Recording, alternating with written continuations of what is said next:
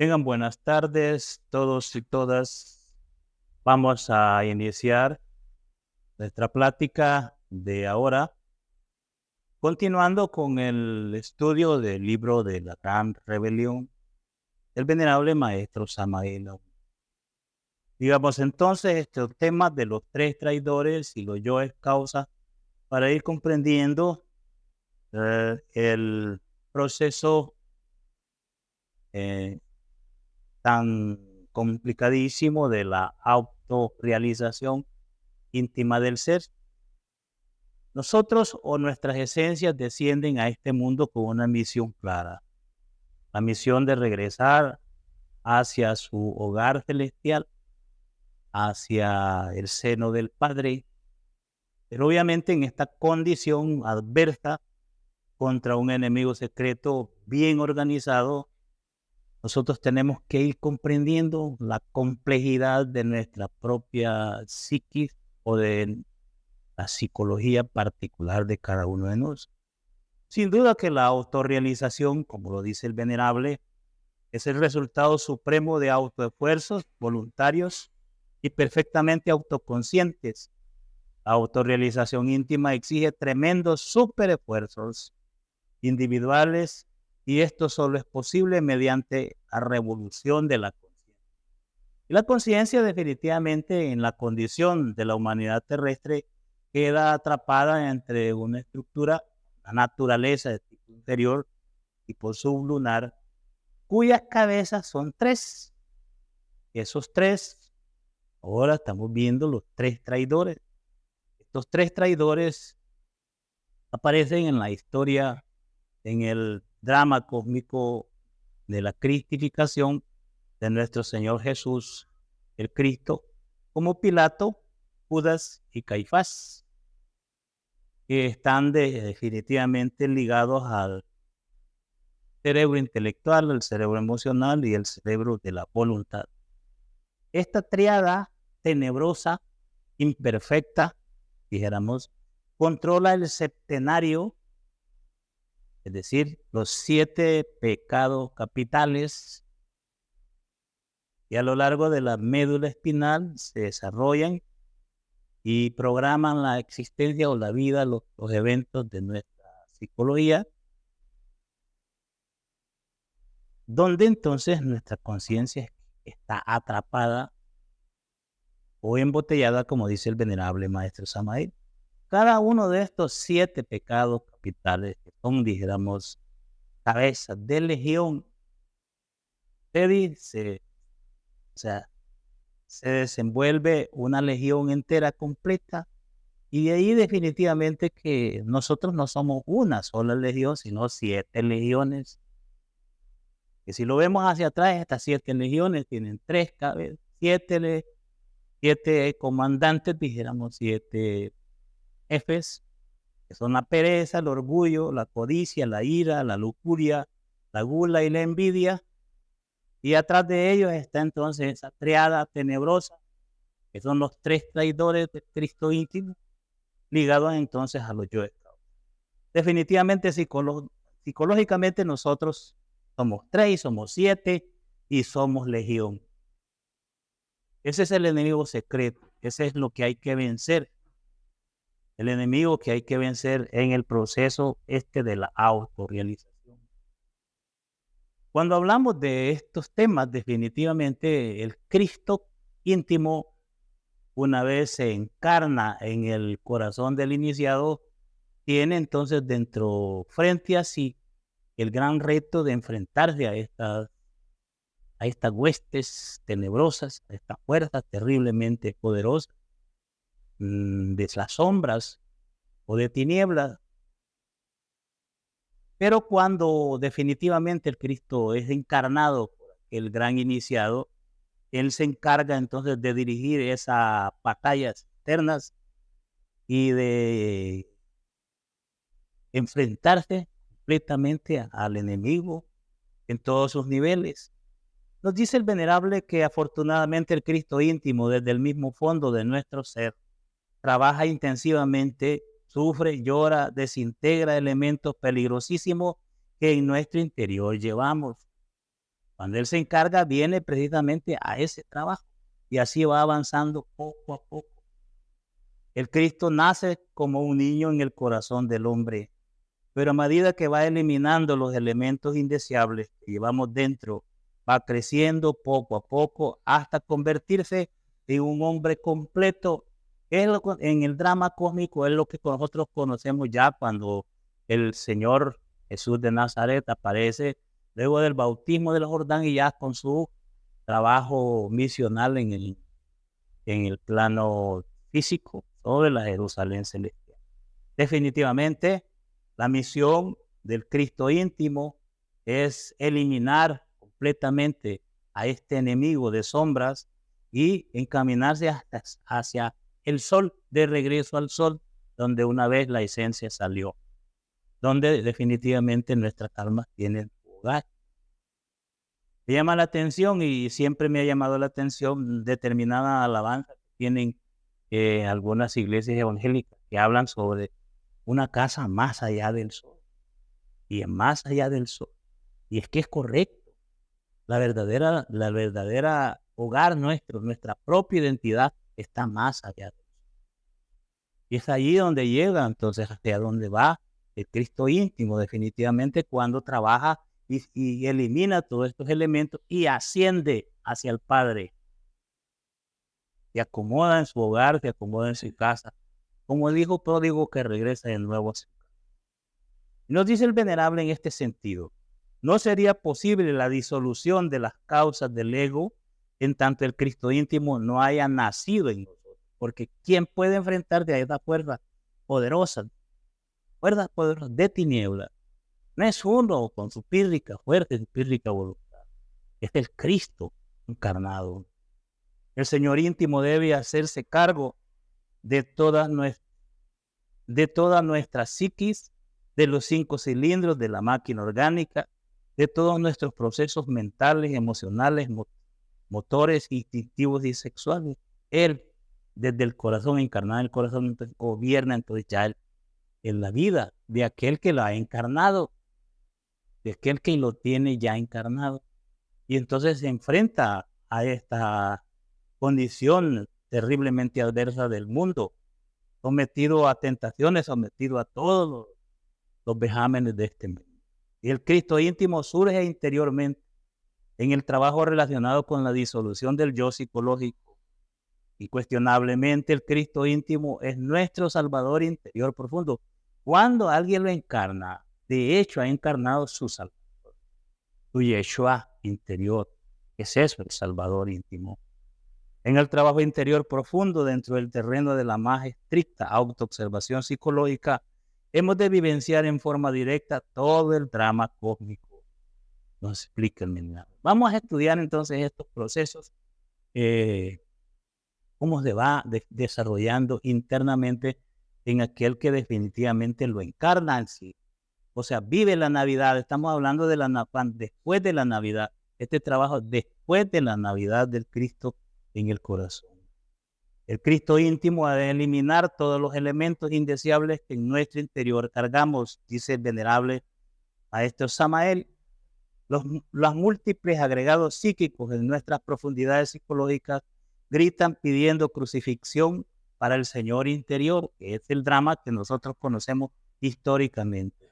Los múltiples elementos subjetivos que constituyen el ego tienen raíces causales muy profundas, que solamente la fuerza del Cristo íntimo encarnado puede definitivamente destruir.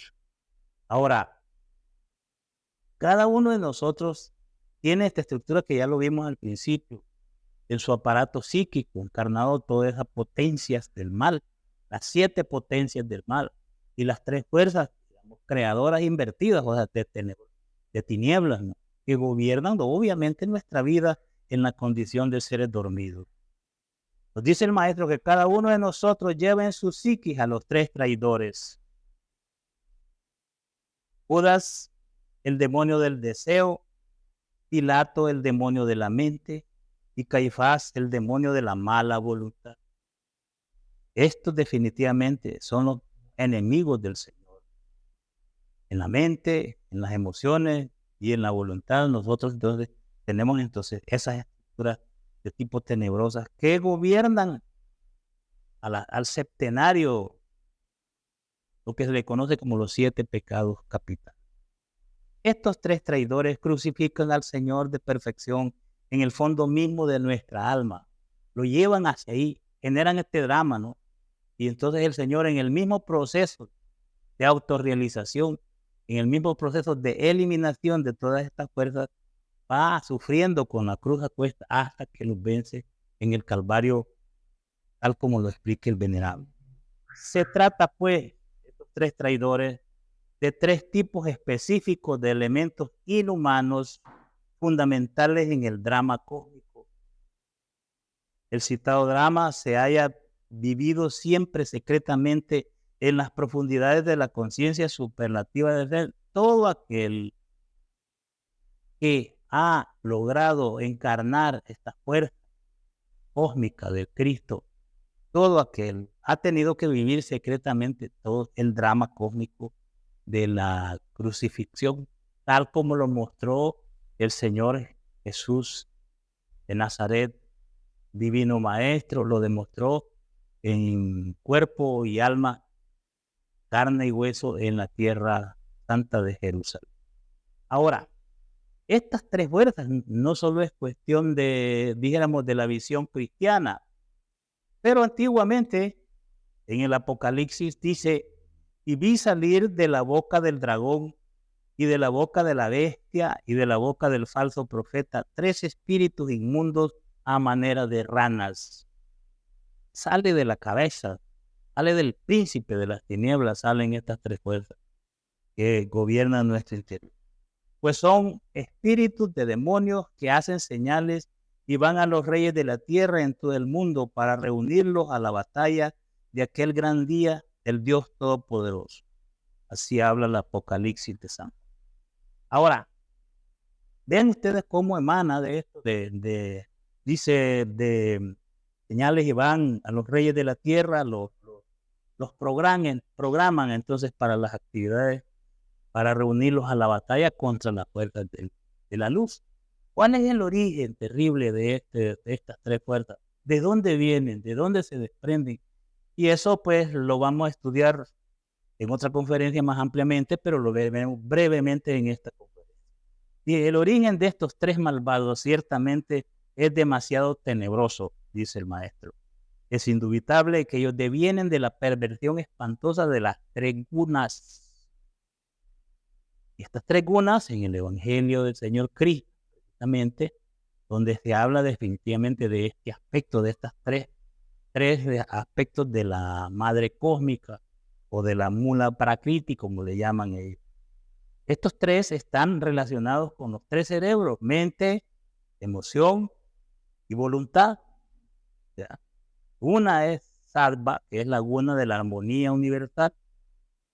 Lo otro, el deseo, que es rayas, que es la guna de la emoción. Y tamas, que es la guna de la inercia, relacionados con nuestro cerebro, nuestro corazón y nuestros movimientos, o nuestro aparato, dijéramos, motor, instinto y sexo. De hecho, las 3 gunas son características propias de la madre cósmica, de la naturaleza, y definitivamente cuando la vida está en reposo en el absoluto, las 3 gunas aparecen completamente equilibradas. No hay creación, no hay movimiento, el reposo absoluto, y entonces las gunas están en su equilibrio perfecto.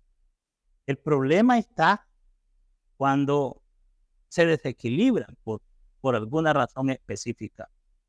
Dice el venerable que la alteración de las 3 gunas, sattva, rayas y tamas, se debe a que esos átomos divinales y primordiales que están en el absoluto, simplemente chispas virginales, anhelan ser algo o alguien. Surge un deseo. Y cuando esos átomos divinales surge un deseo, eso es suficiente para que se desequilibren en el platillo de la balanza cósmica las 3 gunas. Entonces, como resultado, viene el desequilibrio de las tres gunas en el platillo de la balanza cósmica. Entonces, el karma entra en acción. Vean ustedes el origen de la ley del karma. El origen, muchísimo más profundo de lo que podríamos decir. Y el origen de estos tres males. Nos dice, antes de que se iniciara la aurora del Mahamambatara, es claro que Sattva, Rayas y Tamas, las tres gunas, se hallan en perfecto equilibrio. No había descompensación alguna. Entonces reinaba el Mahapralaya o la noche cósmica. Estas dos palabras, Mahamambatara, son palabras sánscritas, la lengua sagrada antiquísima de la India, que significa Mahamambatara, el día cósmico, y Mahapralaya, la noche cósmica. La noche cósmica, definitivamente, cuando la vida se reduce a su semilla, a su iliatre, que llama el maestro Samael, penetra de nuevo al absoluto de donde salió y hay completamente reposo. Pero es que la noche es para reposar. Y el Mahamambatara es cuando amanece el día y se comienza la creación de nuevos universos, de nuevos mundos, etcétera, etcétera. Entonces, cuando está la noche cósmica, todo está en reposo y las tres gunas están perfectamente equilibradas. Pero cuando comienza, se desequilibra, hay deseo de alguna de estas chispas divinales, entonces surge, se activa el karma y nace, entonces empieza la creación. El hecho mismo de que las tres gunas se desequilibren en la balanza cósmica indica, pues, imperfección de los átomos primordiales, divinales o mónadas virginales que se hallan en reposo entre el seno del eterno Padre cósmico. Ahí entonces comienza el torbellino electrónico del Padre de todo cuanto existe y empieza la creación. Todo cuanto está creado está ligado a la ley de causa y definitivamente entonces está ligado al karma y está ligado al dolor y al sufrimiento que hemos estudiado en estos días. Ahora, ¿cómo lo veía entonces a través del evangelio budista, por ejemplo, este aspecto? Siddhartha, el Buda, el que cumple lo que se propuso para el Parsifal de la dramática wagneriana, empuña valeroso la lanza de Eros para aniquilar primero a los demonios de Set, el ego, y después a las tres furias que moran en los abismos terribles de Naqueronte. Gautama fue ciertamente un mago de la iniciación tantra, practicó el Saha Maituna intensivamente y manejó la lanza con singular maestría. Y de hecho, a Gautama, Buda, él enfrentaron estas tres furias, pero fíjense bien, primero se eliminan las 7 cabezas y después va a las 3. Así va el orden del proceso de la muerte mística. Hay que eliminar los más débiles de las legiones, ya se va acercando hacia las cabezas. Así es como entonces ya el Cristo cumple su trabajo crístico encarnado en la tierra. Ahora dice, no es el drama cósmico propiedad exclusiva del gran Kabir Jesús, como suponen siempre los ignorantes ilustrados. Los iniciados de todas las edades, los maestros de todos los siglos, han tenido que vivir el drama cósmico dentro de sí mismos aquí y ahora. ¿Cuál es la diferencia con el gran maestro Jesús de Nazaret? Dicen, pero Jesús, el gran Kabir. Esta palabra Kabir es otra, pero no es sánscrita, es egipcia. Kabir es ternerillo, porque está la vaca sagrada y el toro Apis, ese es el padre y la madre, y el ternerillo es Kabir. Y por eso él, el gran Kabir es Jesús. Es el hijo, el padre y madre, el hijo de Dios. Tuvo el valor de representar tal drama íntimo públicamente en la calle y a la luz del día, para abrir el sentido de la iniciación a todos los seres humanos sin diferencias de raza, sexo, casta y color, dice el maestro Samuel. Y así entonces desde su nacimiento hasta todo su martirio, fue mostrando el camino que debe recurrir todo aquel que anhela la liberación total de su alma. Es maravilloso que haya alguien que en forma pública enseñara el drama íntimo a todos los pueblos de la tierra, dice el maestro Samael. Aquí en nuestra raza aria lo hizo el divino Maestro Jesús de Nazaret, tan patriarca por siempre de todas las fuerzas de la luz en este orden de vida. Así pues, este gran Maestro que se encarna en la tierra es una extraña simbiosis, la del Cristo Jesús, el Cristo hombre, rara mezcla de lo divino y de lo humano, de lo perfecto y de lo imperfecto, prueba siempre constante para el Logos. Lo más importante de todo esto es que el Cristo secreto es siempre un triunfador, alguien que vence constantemente en las tinieblas, alguien que elimina a las tinieblas dentro de sí mismos en todo momento. Y es pues la simbiosis de lo divino y de lo humano, porque tiene que vivir entre los humanos, tiene que relacionarse con los humanos. Y ahí entonces todas las relaciones que tiene un gran iniciado que ya ha encarnado al Cristo, tiene que seguir viviendo. Si tiene familia, ser miembro de esa familia. Si tiene hijos, ser padre de esos hijos y ver cómo los orienta y ver cómo los alimenta. Es decir, esa simbiosis de algo divino dentro de un cuerpo físico es algo que es lo que cuesta muchísimo, muchísimo comprender. Cuando tenemos ideas antropomórficas y cuando la visión del Cristo es algo puramente histórico. ¿Ya?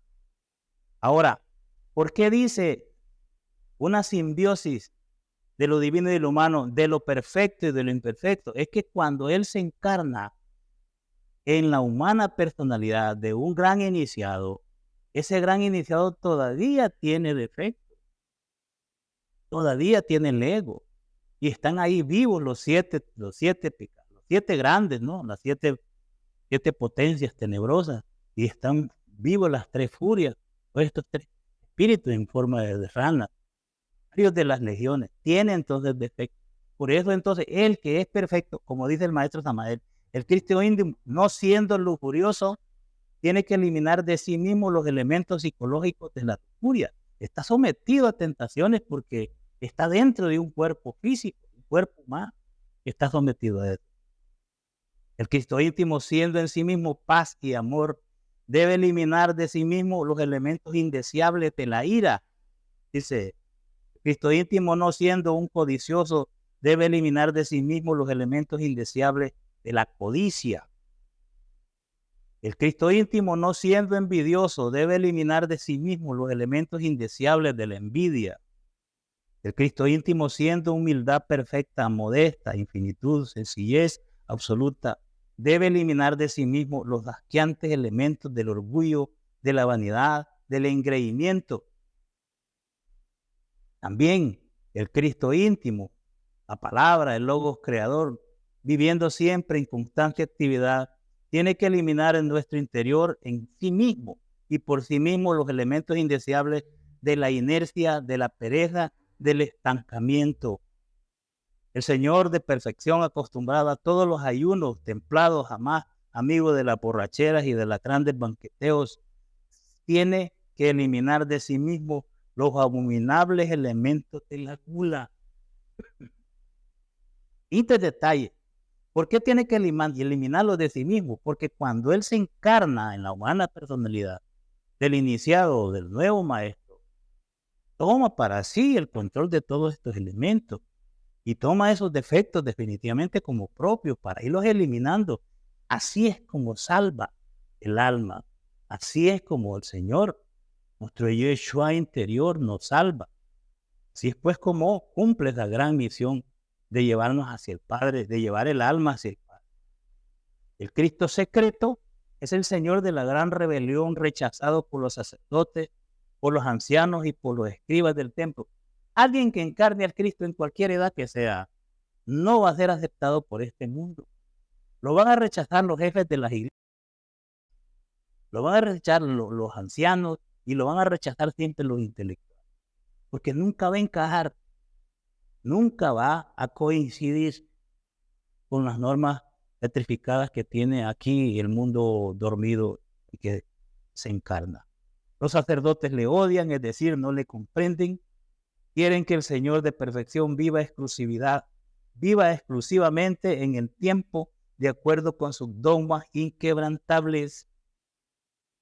Los ancianos, es decir, los moradores de la tierra, los buenos dueños de casa, la gente juiciosa, la gente de experiencia, aborrecen al Logos, al Cristo rojo, al Cristo de la gran rebelión, porque éste se sale del mundo de sus hábitos y de sus costumbres anticuadas, reaccionarias y petrificadas en muchos ayeres.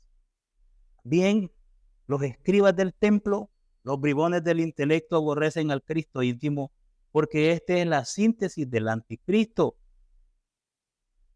el enemigo declarado de todo ese podridero de teorías universitarias que tanto abundan en los mercados de cuerpos y de almas, dice el Madrid.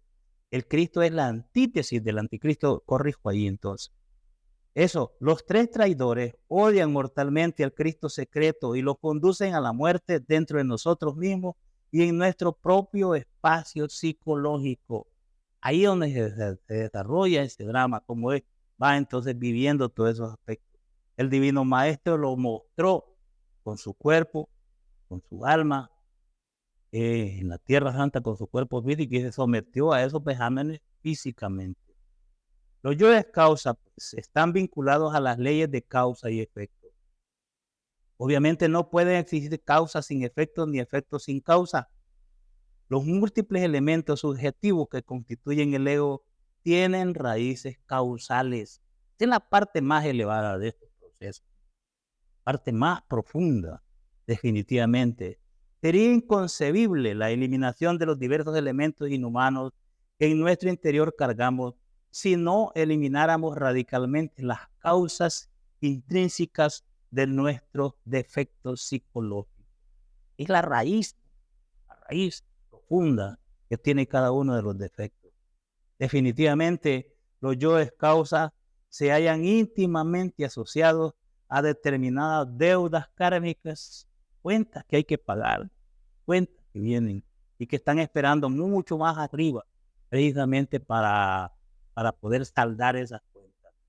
Ahora, hay fórmulas que definitivamente se puede poner esto en paz con la ley. Dice el venerable, el arrepentimiento y los negocios con la ley nos pueden conducir definitivamente a la muerte total del ego, a la muerte mística de la forma más profunda. Solo el arrepentimiento más profundo y los respectivos negocios con los señores de la ley pueden darnos la dicha de lograr la desintegración de todos los elementos causales que una a una forman, pueden conducirnos a la eliminación definitiva de los elementos indeseables, pero es definitivamente esto lo que es la base, el arrepentimiento, pero verdaderamente profundo, como lo explica en el libro Pistis Sofía, y los respectivos negocios con los señores de la ley. Eso pueden darnos la posibilidad de eliminar completamente. Definitivamente que las causas intrínsecas de nuestros errores ciertamente pueden ser erradicadas de sí mismos gracias a eficientes trabajos del Cristo íntimo. Es trabajo de Él. Los yoes causas suelen tener complejidades espantosamente difíciles. Ejemplo, pone el maestro, un estudiante esoterista podría ser defraudado por su instructor y en consecuencia tal neófito se tornaría escéptico. Ejemplo, en este caso concreto, el yo causa que origina tal error solo podría desintegrarse mediante el supremo arrepentimiento íntimo y con negociaciones esotéricas muy especiales, para que eso definitivamente se pueda desintegrar. Ahora, el trabajo crístico dentro del iniciado, dentro del gran adepto, es algo que debemos comprender muy a fondo. El Cristo íntimo dentro de nosotros mismos trabaja intensivamente, eliminando a base de trabajos conscientes y padecimientos voluntarios todas esas causas secretas de nuestros errores. El Señor de perfección debe vivir en nuestras íntimas profundidades todo el drama cósmico Uno se asombra al contemplar en el mundo causal todas las torturas por las que pasa el Señor de perfección. Eso no es falso. Eso que se ve que le hacen al Señor. Y vean, y si ustedes quisieran investigar, por ejemplo, qué otros maestros han sido torturados al máximo, tenemos entonces a alguien que el maestro Samael lo expone con muchísimo respeto, y al señor Al-Jalá, el Cristo Sufí, el cual definitivamente es torturado de una forma espantosa hasta llevarlo a la muerte, definitivamente en su proceso de crucifixión. Ustedes pueden investigar un poquito sobre eso de Cristo Al-Jalá. En el mundo causal, el Cristo secreto pasa por todas las amarguras indecibles de su vía crucis.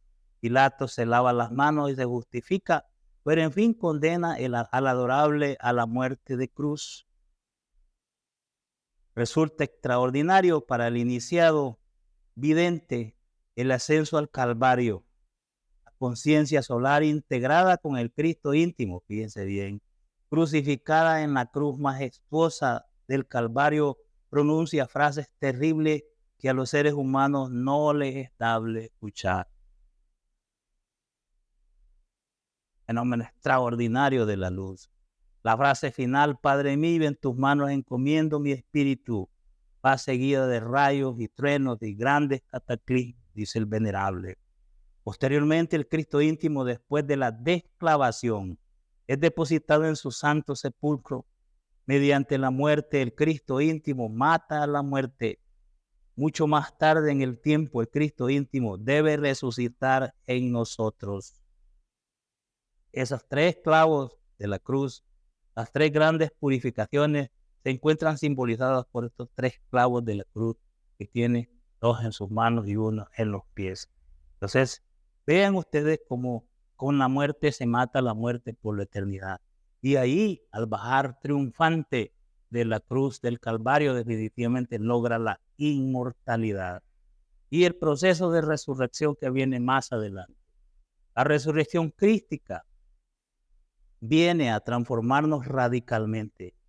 Cualquier maestro resurrecto posee poderes extraordinarios sobre el fuego, el aire, las aguas y la tierra. Los maestros resurrectos adquieren la inmortalidad, no solamente psicológica, sino también corporal. Después de eso, definitivamente, de bajar triunfante, en la hora novena, fíjense bien, en la hora novena es declarado muerto en la cruz del Calvario. Y entonces lo bajan de la cruz para llevarlo definitivamente al santo sepulcro. Inmediatamente después desciende a los infiernos atómicos para buscar definitivamente cualquier imperfección que te haya quedado todavía, cualquier cosa que pueda encontrar de imperfecto. Y a los 3 días definitivamente declarado completamente limpio, entonces asciende al Padre. Entonces, convertido y en brazos de la Divina Madre, asciende al Padre, forma resurrecta, resucita de entre los muertos y se eleva al Padre. Eso es precisamente el gran misterio de la resurrección esotérica que muestra el gran Maestro Jesús desde su nacimiento hasta el martirio en la cruz del Viernes Santo y luego lo que es la gloria que representa su resurrección. Ahora bien, Jesús, el gran Kabir, dice el venerable, todavía vive en el mismo cuerpo físico que tuvo en la Tierra Santa. El conde Saint Germain que transmutara el plomo en oro y hacía diamantes de la mejor calidad durante los siglos XV, XVI, XVII y XVIII, etc., aún vive todavía con su mismo cuerpo. El enigmático y poderoso conde Cagliostro, que tanto asombraba a los europeos con sus poderes durante los siglos XVI, XVII y XVIII, es un maestro resurrecto y todavía conserva su mismo cuerpo físico. Y esto Le cuesta mucho a uno que definitivamente está atrapado en este mundo de los sentidos y quiere imaginar cómo puede vivir los inmortales con sus mismos cuerpos después de vivir estos procesos y de lograr la inmortalidad. El Divino Maestro Jesús pasó 11 años después de su resurrección, instruyendo de la manera más profunda, esotéricamente hablando, a sus discípulos, apóstoles. Y de esa instrucción surge entonces el libro profundamente sagrado que se conoce como el Pistis Sophia Develado, que no es más que algo conocido como la Biblia gnóstica, donde entonces está la enseñanza crística develada, el esoterismo crístico explicado de una manera extraordinariamente profunda. Después de su resurrección, 11 años pues trabajando junto a sus discípulos, a ese grupo de iniciados gnósticos, esenios y nazarenos, que siempre le acompañaron durante su drama cósmico, durante su vida. Así pues, mis queridos hermanos, estos tres traidores, estas tres furias, definitivamente, tal como lo hemos estado viendo, también se expresan a través de nosotros mismos. Definitivamente, nosotros llevamos a un Pilato que siempre se justifica. Siempre llevamos entonces a un Judas que desea y que anhela hacer otra cosa. Llevamos a un demonio de la mala voluntad que genera definitivamente deseos, pensamientos, justificaciones, deseos y actos de mala voluntad hacia el prójimo, por ejemplo. No estamos exentos de la programación de estas tres furias, de estas tres leyes, que son tres fuerzas poderosamente tenebrosas entre nosotros, las tres cabezas, que dirían entonces al septenario tenebroso de los 7 potencias del yo psicológico. Así pues que hay que estar atentos definitivamente en este trabajo, en este esfuerzo, super esfuerzo que cada uno de nosotros hace por ver dentro de sí mismo, por buscar las fuentes y las causas de muchas de nuestras acciones negativas hacia los demás. Detrás de eso están los tres traidores y están los 7 pecados capitales que se le conocen, los cuales ya los vimos aquí. Nadie está exento. Siempre uno busca la justificación y nunca acepta sus errores. Está buscando entonces el anhelo de tener siempre más cosas y más cosas materiales. Siempre desea tener otras cosas y cuando se le da eso, siempre desea más. Y ese es su Judas interior. Y el deseo de males hacia los demás está fundamentado en su propio Caifás interno. Así pues, son estas fuerzas tenebrosas las que tienen, digamos, embotellada o capturada nuestra alma y nuestra esencia. Y solo el Cristo íntimo, una vez encarnado, puede definitivamente liberarla completamente, salvar el alma y llevarla hacia el Padre. Eso es todo por ahora. Vamos a llegar hasta aquí.